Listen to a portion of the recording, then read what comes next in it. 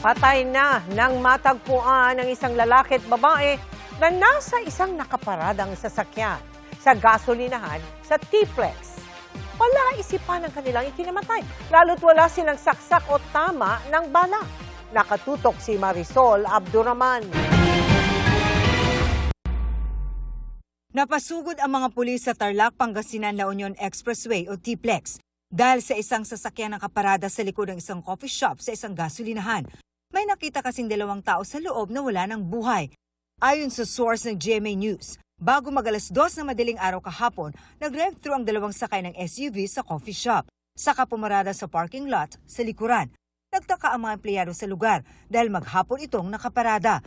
Kinotok raw nila ito ng kinotok pero walang tumutugon. Kaya tumawag na raw sila ng pulis bandang 4:00 ng hapon. Doon na nadiskubre ng mga pulis ang wala ng buhay ng mga sakay nito na isang babae at isang lalaki. Nasa backseat po sila. Nasa sasakyan. Sa inisyal na investigasyon ng Tarlac PNP, walang nakitang saksak o tama ng bala ng baril sa katawan ng 2 taong nakitang wala ng buhay sa loob ng sasakyan.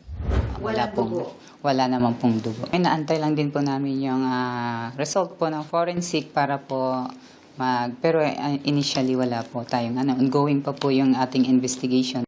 Kinumpirma ng kanilang mga kamag-anak ang kanilang pagkakakilanlan.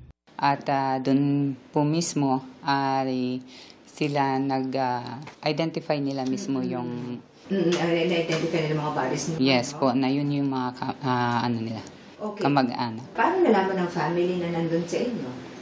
Nalaman lang po dahil hinahanap din po ng pamilya nila. 2 separate po na pamilya ang nag-claim sa kanila. And both were saying na hinahanap nila yung 2 yun? Yes ma'am, opo. Nagpapatuloy pa ang investigasyon sa kung ano ang nangyari. Marisol Abduraman, Nakatuto, 24 Oras.